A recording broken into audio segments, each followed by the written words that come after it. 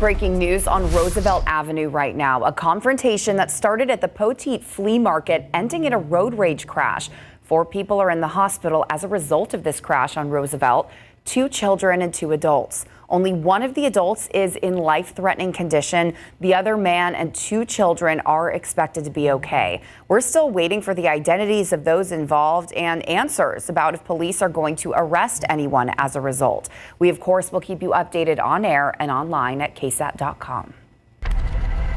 A man is dead after a police altercation on the northeast side, and there are still some questions that are unanswered with this case. Here's what San Antonio police told us. Police were called to the intersection of Loop 410 and Perrin Vital Road around noon for a man that was delaying traffic. When police got there, they say a taser was deployed, but officers at the scene told us they are not sure if it made contact with the man.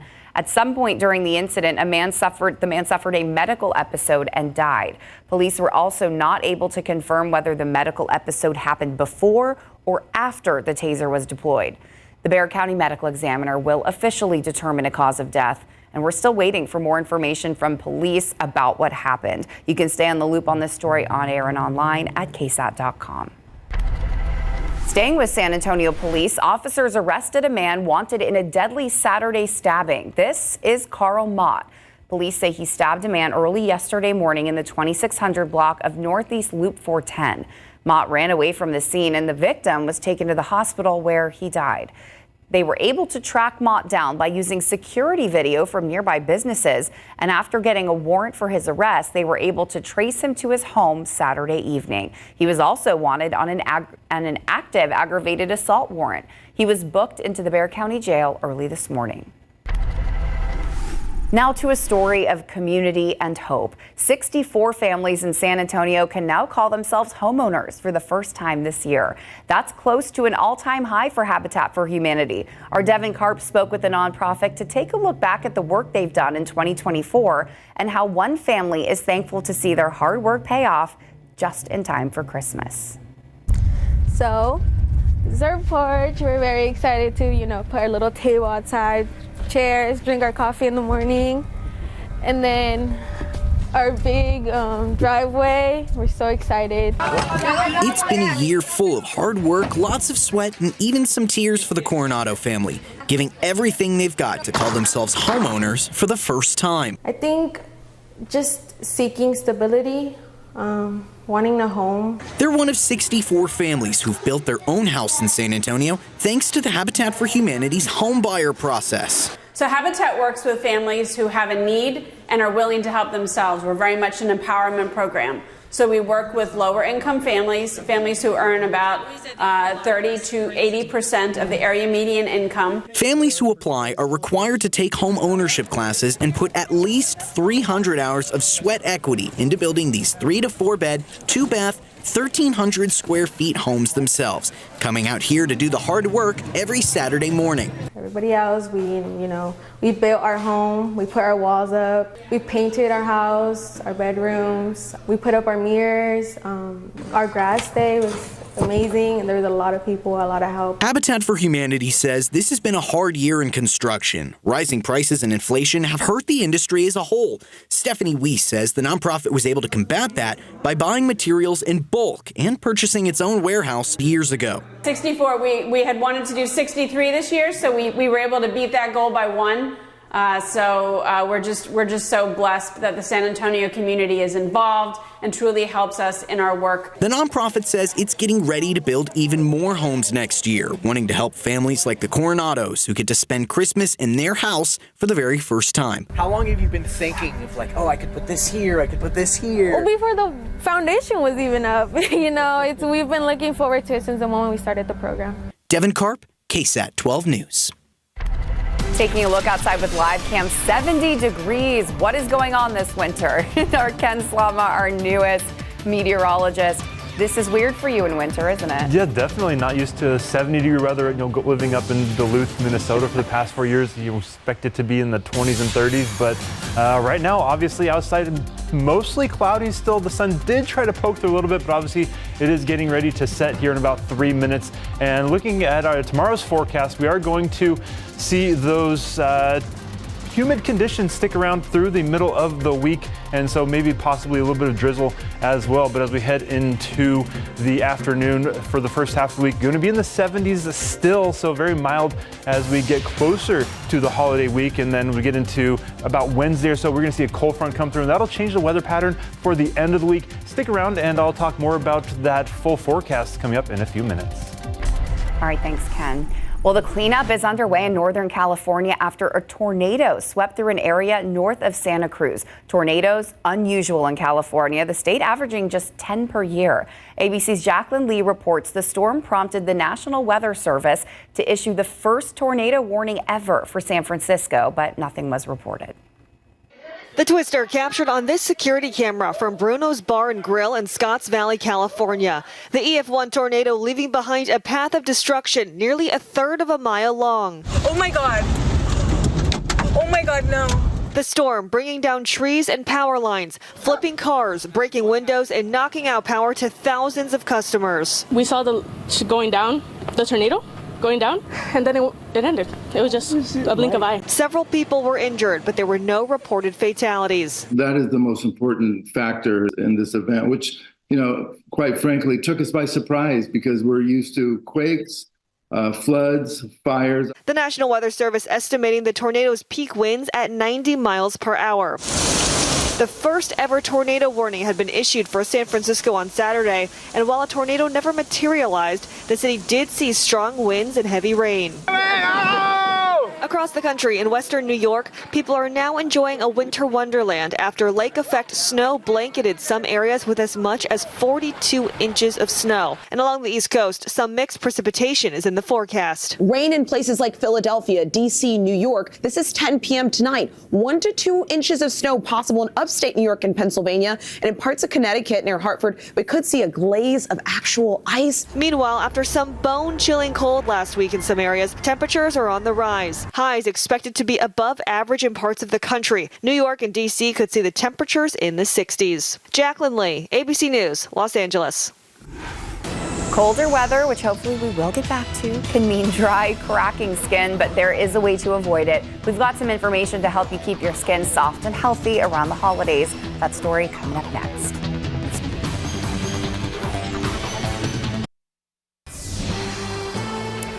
Winter can bring out the worst in our skin. The American Academy of Dermatology says dry, cold air can lead to psoriasis and eczema flare-ups if we don't take care of our skin this time of year. Our Patty Santos talked to a San Antonio dermatologist about how to keep your skin healthy around the holidays. I just broke out with it everywhere. From like my neck, to my ankles. I had lesions that looked like measles. For over 15 years, Jesse Jimenez lived self-conscious of his skin. It's easy to get down, because you feel frustrated and you feel like, people are looking at you. And it's a really uncomfortable feeling psychologically. It's really difficult. Now that his psoriasis is under control, he feels much more at ease when he's stressed or when the winter season comes around, both of which can trigger an outbreak. So colder winter time climates can lead to flares in different skin conditions such as eczema, psoriasis, or just dry skin.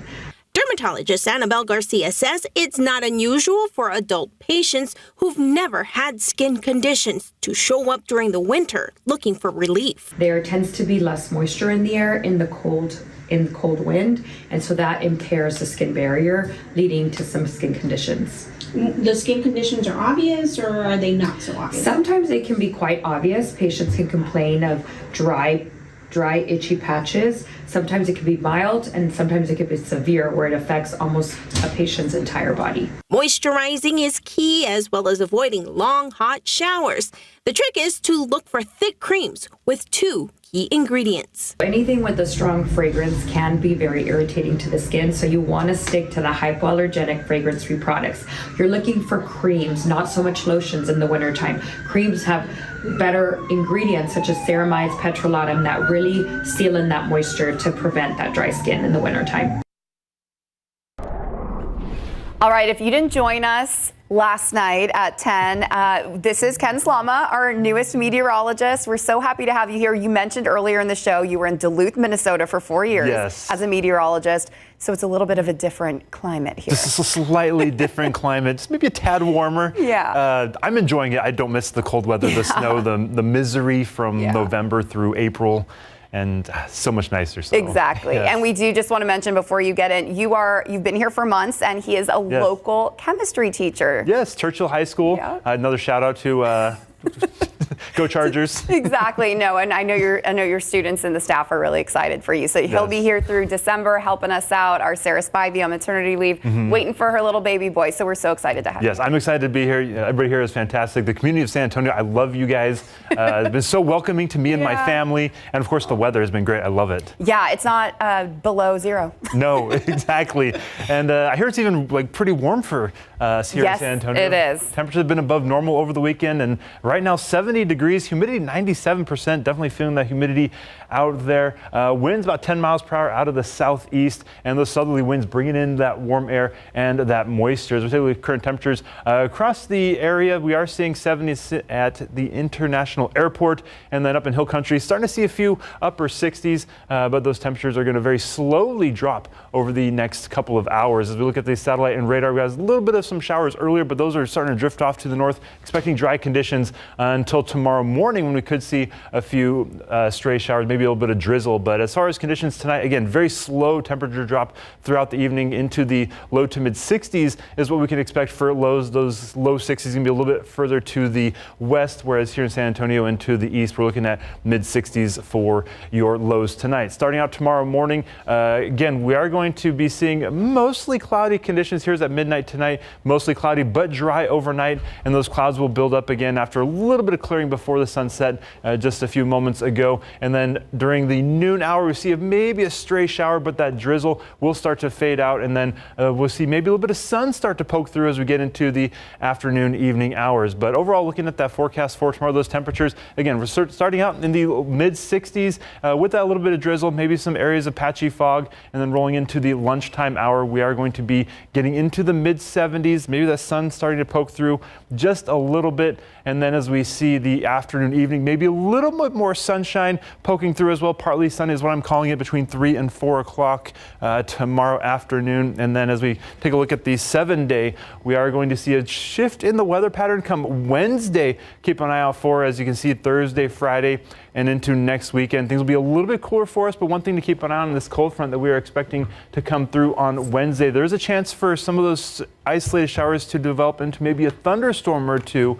So be on the lookout for Wednesday's weather, and then of course a bit of a cool down, more seasonal temperatures for December coming our way towards the end of the week. We need that. Come on, bring winter back. Bring it back. All right, thanks, Ken. Yes. There's something weird Cowboys fans got to experience today. I know, they just keep on winning. What in the world? They completely have flipped the script in their past 4 games. The 3-11 Panthers were the betting odd favorites taking on the Cowboys today, and Dallas took it personally, handing the Panthers a loss for their 3rd win in 4 outings. The Texans, powered by their defense today, as they close in on another AFC South title.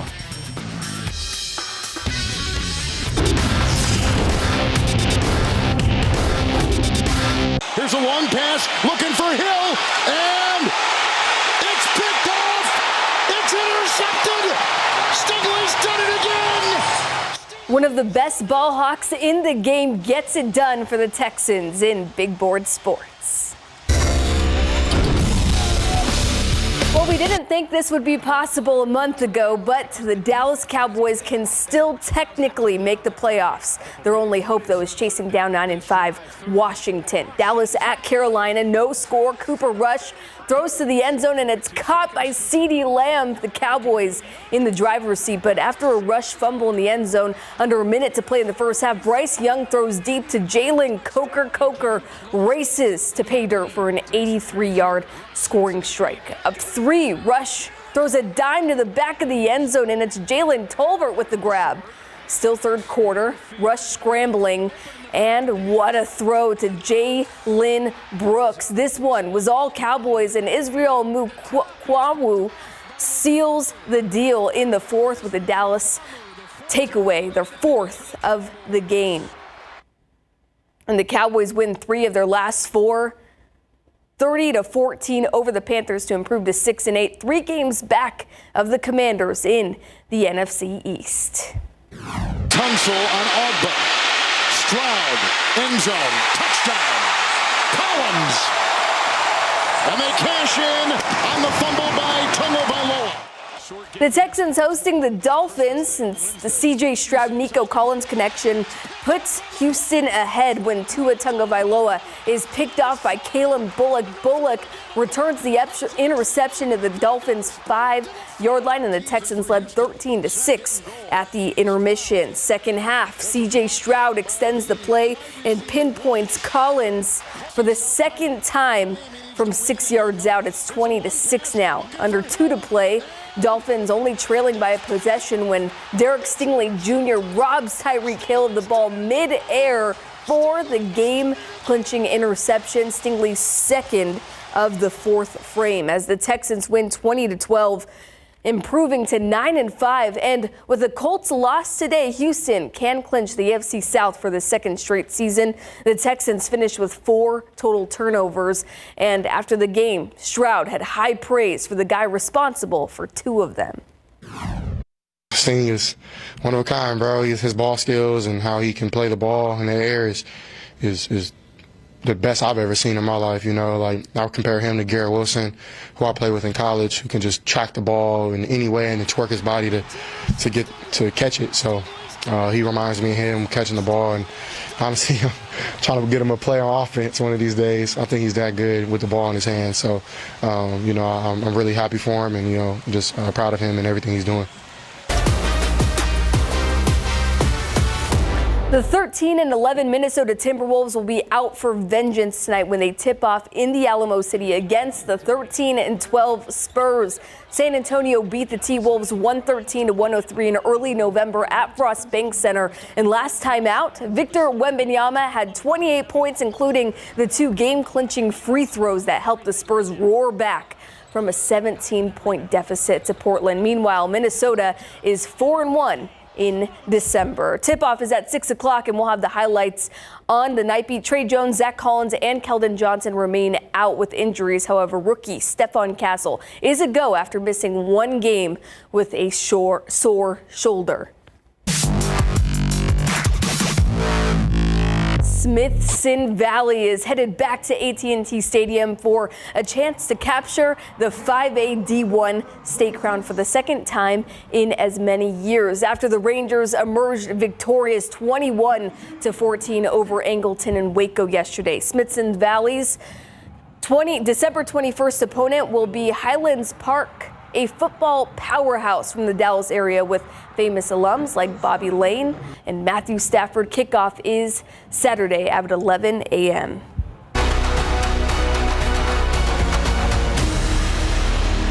The 2024 Heisman Award goes to Travis Hunter.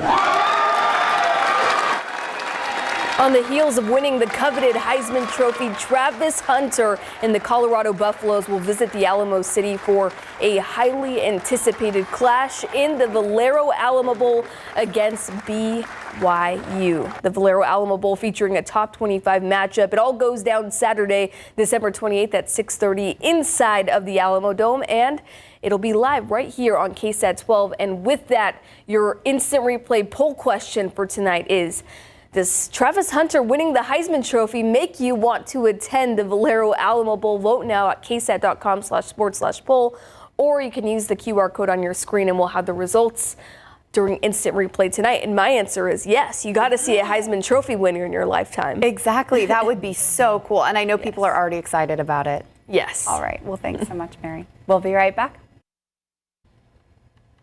Well, heading back to work tomorrow, we are going to see those conditions similar to what we saw over the weekend, mild, above normal temperatures with a bit of humidity in the air as well. So chances for some morning drizzle and some patches of fog. We're going to see that through Wednesday, but then Wednesday, a cold front's going to come through. Maybe an isolated thunderstorm is possible on Wednesday. But then as we get into the latter part of the week, some more sunshine and cooler weather. We're ready for it. We'll see you at 10.